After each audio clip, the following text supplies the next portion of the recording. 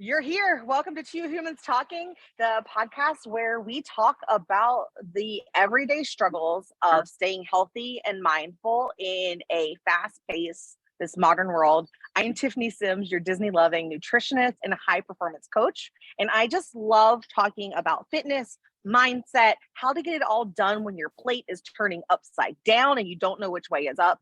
Like, that's my passion.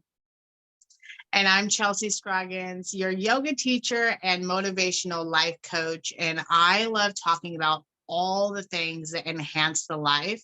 I enjoy uplifting myself and others to know that we can do this in a world full of I can't.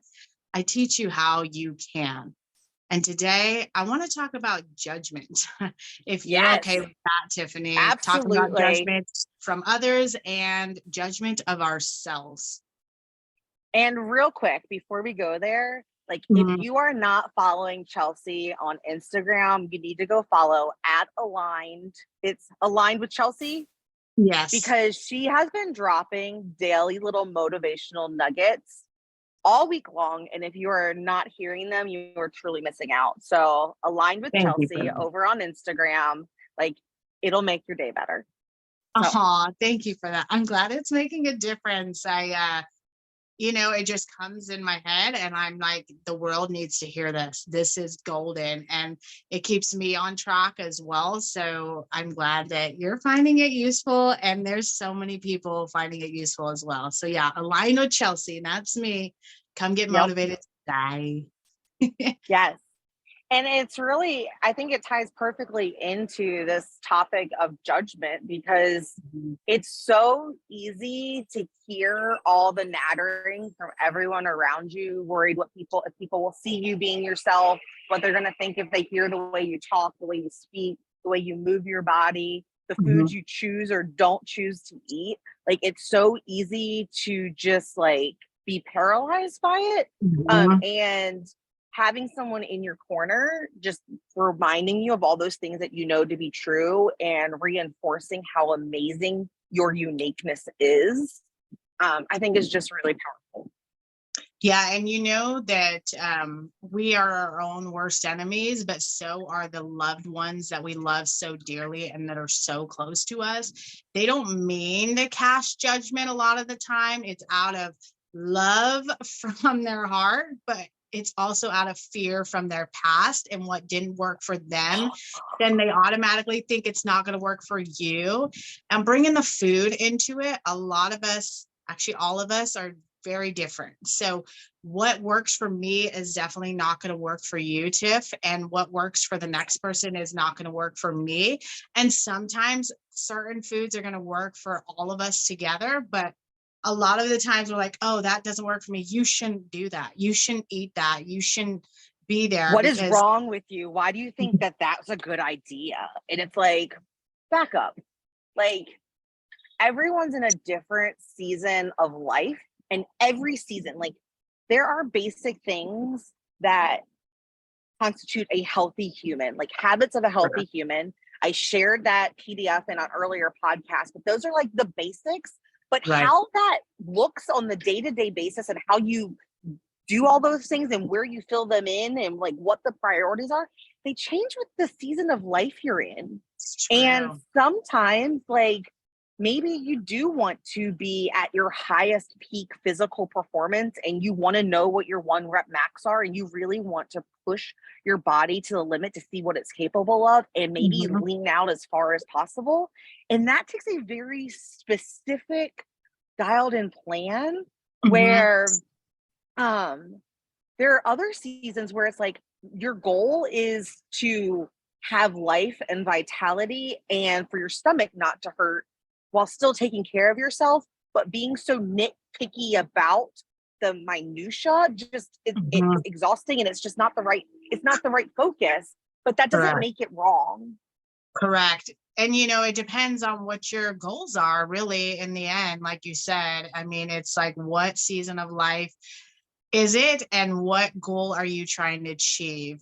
Sometimes when you narrow in to exactly counting your calories or weighing out everything, it's a mental thing. Like at the end of the day, you might be mentally exhausted or beating yourself up, judging yourself for not, having a gram less, or, eating the wrong thing at the end of the day. And like you said, it depends on where you're at in life. So yeah, There so was, stop judging yourself for not and I being used to in the be season. guilty of that. I Me too. used to be guilty of it because, at a different stage in my health journey, my worth was defined by how fit I was, how tiny I could get. And even when I was a size 6 to 8, I the world was still telling me I wasn't small enough. So I wasn't happy and I couldn't eat less. I couldn't move more. Like I was maxed out in all the areas, which was okay then because I needed to know that I was capable of doing it. But Right. like that level of detail no longer serves the season I'm in. But that doesn't mean that I want to feel like shit and look like shit and feel achy and become a couch potato Right. either. Like there is this world. And so, backstory for those of us, for everyone listening that wasn't in the conversation that I shared with you earlier this week, um, I have had 3 interactions this week where I have had other fitness, nutrition, wellness professionals judge me when I tell them what I do, which is I help women who work 40 plus hours a week, lose 6 pant sizes. And they Right. look at me and they're like, should you really be giving advice? Well, what's your goal right now? And it's like, I am good. Like, because I don't look the way you think the cover of a fitness model should look does Mhm. not discredit because I have the least amount of information. I move my body. I just ran 50 miles through Disney World in January. I lift heavy. Like I can play with my dog. I'm not bloated. Mhm. I'm not consumed by food. And oh, can I eat? What happens if I eat this cupcake? Is it going to ruin everything? So, like, Right. yes, I am carrying 20 pounds more than I did at my fittest, but I'm also living my life right now and not saying that the alternative wasn't living. It's just different. Like Right. it's different. And that's what I want to bring to the world. I want people to Mhm. know how to eat for their season, for this baseline of like feeling good and healthy and nutrition where like their body serves the life they want to live so they can ride the roller coasters, go to the beach, play on the floor with their grandkids.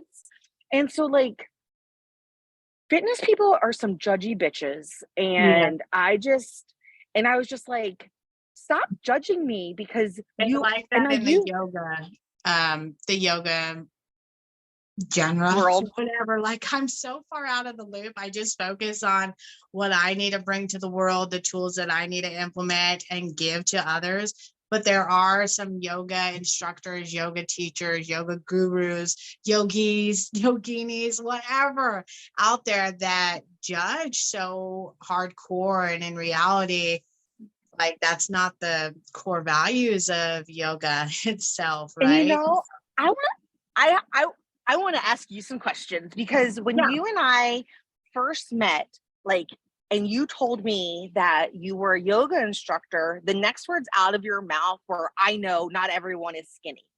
Like, Yeah. I know big girls can do yoga too. And when we were in Austin meeting new people, I noticed that you said that to other people as well, which triggered in my head that this is something that comes up for her. So I'm curious, like, how and why did you get into yoga? Because I think that story is really important and very relatable to a lot of people who are sitting wherever they're sitting right now, listening to us, who Right. don't have that goal of being super tiny, super fit, but they want to have maybe mobility. So how did it So all start?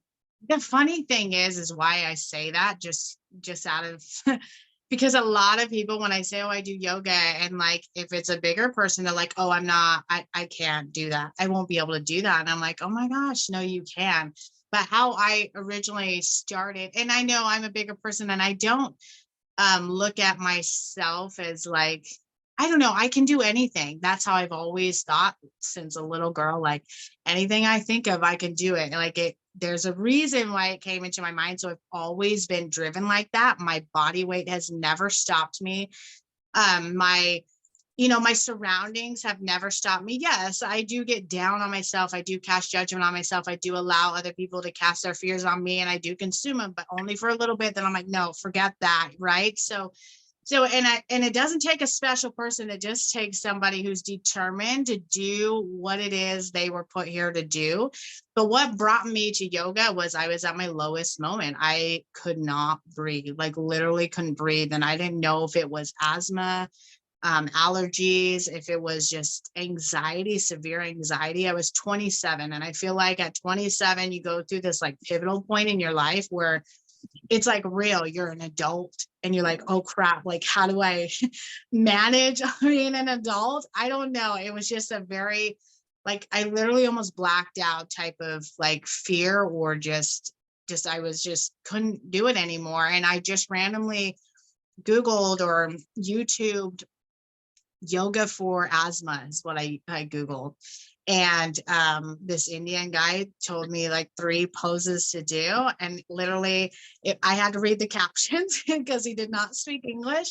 And I did them. And it's not like, oh, I did this hour long. I literally did exactly what he said, the 3 sequences, and I could breathe. And at that moment, I was like, oh, this is deep, because I always judged yoga before, because you would see on Facebook, Instagram, YouTube, out in the world, oh, I just got done yoga, and they have their tops on, their pants, and they're all skinny, and you're like, oh my gosh, I can't do that. Like, you just automatically assume you can't on certain things until you try, right? Or until you do it, and then you're like, wow, I can do this. And when I did that, I was like, this is deep.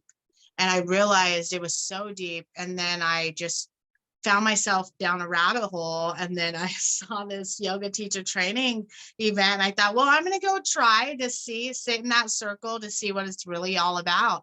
I was so intimidated when I went into, into that room, but it was life-changing. And I was like, and I didn't have the money for the course, but I was like, you know what? I have to be in this course. And I did foundations of yoga therapy because I wanted to do not just, oh, how do you get into a pretzel? That's what somebody said the other day. He's like, oh, I can't watch you do yoga because I don't like watching people get into a pretzel. I go, oh no, that's not what yoga's about. It's deep. And then I had to show him some of my videos, because people think, they have this perception of what yoga actually is, and it's so deep. It's the breath and the movement and the mudras and the mantras. It's a lifestyle. It's how you treat others, how you treat Connecting. yourself. Correct. The movement is actually like the third limb, which everybody goes straight to the movement. And that's actually, I mean, it takes steps to even get there, but people don't realize that. They don't know the first and second limbs of yoga. But going off on a tangent, basically, I was in there and I was like, you know what, I'm going to do it. I bought all the books and I found a way. Like I went to half price books, got all the books at half price. I mean, there's a way around finances at the beginning. There's a way around everything. You can even go to the library, get the stuff you need. I mean, you just have to think outside the box to become what it is you need to become in the moment and the season of life that you're in. And same with fitness and all of it, right? If you really want to do something, you can do it. If you stop casting judgment on yourself or allowing other people's judgment to stop you and paralyze you. So yeah, clearly it was meant to be for me. And even at graduation, let me just circle it all back around. I paid monthly at graduation. I didn't have my full tuition paid off. And I was supposed to go for another 3 months of payment. Well, the school was closing down. And I still graduated, but I couldn't get my little certificate diploma thing because I didn't pay my dues. So I had to find a way to pay that money in order to do it, because the school like closed down. It was a whole thing, but there's a way around it all. And you just have to talk to the right people and find that way for you, is basically. And yoga is for all, every body, every race, every age, every sex, anything. It is for you. Like, it's a life. I was talking. So the reason, if you're watching on YouTube right now, I am like outside. I'm at the library because I was at a networking event this morning and I wanted to make sure that I still was able to be on the podcast. And I was talking with a lady there, and we were chit chatting about how she was asking me some questions. And I was like, I grew up where if you were hungry, you were told to, you're not actually hungry. We just ate here, have some almonds, it'll tide you over. And so your whole life, like, hunger is your body's signal of saying, I don't have the nutrients I need to do my bodily functions. And so instead of helping me identify what my body actually needed so I could go eat those foods because I was actually hungry, it was telling me that my body was wrong and that I couldn't trust my body. And the other lady was like, yeah, like last night, she's like, I haven't eaten today. Like I had a really, really overdid it at dinner. And she was like, so I'm going to try to fast until like noon. And I looked at her and I was like, it doesn't matter what you did yesterday. You deserve to eat today. Yes. But there's this misconception that if you've overdone it, you don't deserve to eat because you have to like undo what you did yesterday. Yeah. But that's not true. Like your body needs food. So if you overdid it yesterday and it doesn't feel good, all my friends from the networking event, they must be leaving because they're all waving at me as they drive by. But what was I saying? Oh, but you get to choose what you put in your mouth. So choose foods that make your body feel good. Choose foods that don't make you feel sluggish, but give you energy. Because you deserve that. Your body deserves that. Your body needs that. And that is the thing that I just want to shake in some of my peers in the industry, because what their goals aren't wrong. But the judgment that they're casting on other people who may just want to be healthy and not necessarily super lean doesn't make those goals wrong either. But everyone should have a level of, can you hear that? No. That car is jamming. That car is like thumping. It was like shaking my butt on this bench. But like, it doesn't make the goal wrong. And so, but I think that fear of judgment, I know that fear of judgment from fitness professionals, coaches, trainers, things like that, kept me out of the gym longer than it needed to, because I didn't feel like I was enough or that I had enough stamina to even go ask for help, which is the opposite of what trainers actually want to do. They like actually want to help people build strength and mobility, And but there's that's like that intimidation factor. The yoga there's so much industry, intimidation. a lot of people stay out because they're like, I'm not flexible. I can't Mhm. move in my body that way. And I'm like, oh my gosh, no, like come to my class because I teach you how to breathe and move. And it's not about touching your toes. Even skinny people, right? Very slender people, a lot of them can't touch their toes. And so that's judgment on me. I was like, wow, I just automatically assume, just like they might automatically assume a bigger person can't do the things that, bigger people can do, right? So in the last incredible, like 9, how long have I been a coach now? 9 years or something. Hi, Miss Laurel. In the last like 9 years, I can't tell you how many people have reached out to me and said, I'm going to drop 10 pounds and then I'm joining you. And it's like, what? That's so backwards. Like, you don't need to lose weight to get started. Let me teach you how to do it sustainably. Let me teach you from the beginning. Like, I don't want you to go do all these crazy things because you think that you have to be in better shape than you are to be worthy of getting help. Like, that's not what it's about. And I just, like, you have to know your goal. You have to know what your specific goal is, because it is to be healthy is different than to be skinny and different than just being like strong and fit. Like, they all there's a baseline there, and each of those have different factors. So like, do you want to be healthy? That takes a different structure.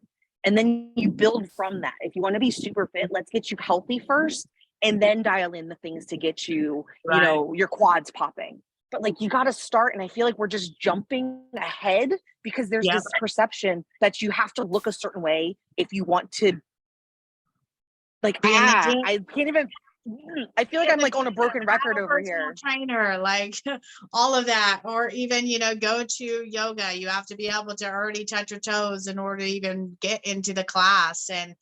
And that's casting judgment, right? That's casting judgment for what it is that needed to get to where you need to go. And it's also casting judgment on yourself of how you are not good Yes. enough to be where you want to be. But in reality, all you need to do is go for it, and then All you find the need right is love. person that's gonna, the right teacher, the right mentor that's gonna get you to where you need to be. And that's for all of us. I have a mentor, you have a mentor. We're not doing this on our own, right? We need each other, because it's accountability as well. At the end of the day, you need that support when your loved one, which they are your loved ones, but is like shouting in your ear, like, well, don't do that, be careful, or that's too much, or here's some almonds. And you're like, no, like, I need the support of, no, I can't eat this. I'm going to be okay. I can breathe. I can do this. Right. So that's why you need to get a teacher, a mentor, a coach.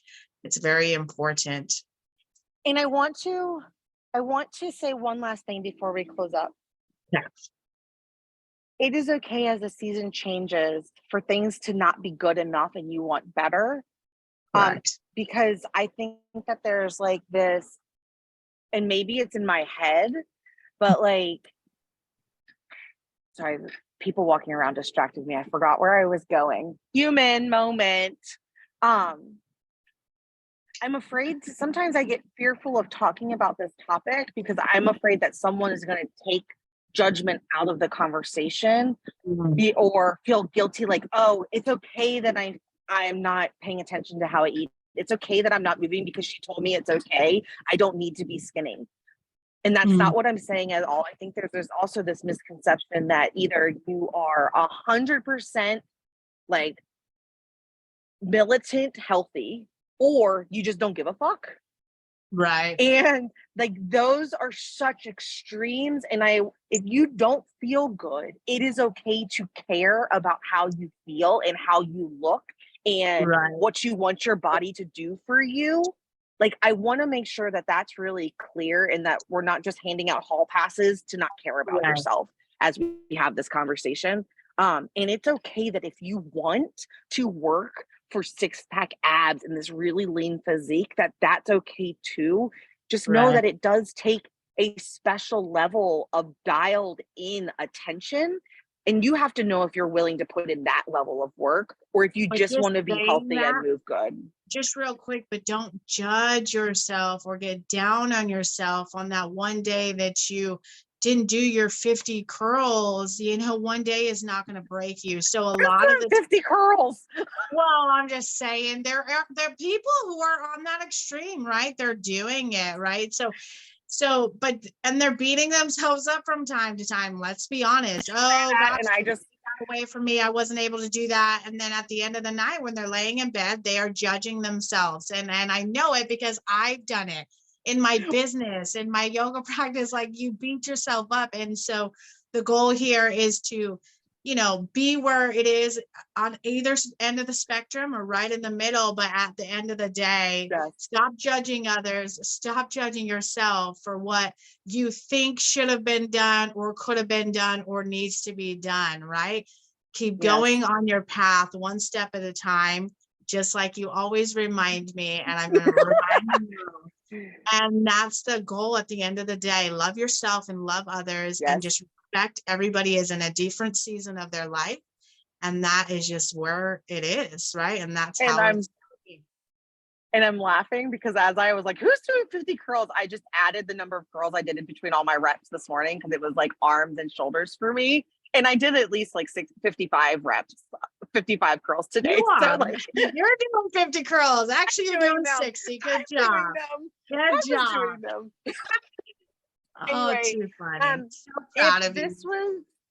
Thank you. If today's episode impacted you in any way, had any light bulb moments, anything that like struck a chord, maybe we stirred a pot and you disagree with us, that's okay too. I would love for you to leave that in the show comments so that we can just have that conversation. I think that our differences is what makes the world go round, and being able to have that healthy, open conversation, I think makes this such a much more enjoyable journey. And so be sure to like, follow, and we'll see you next week.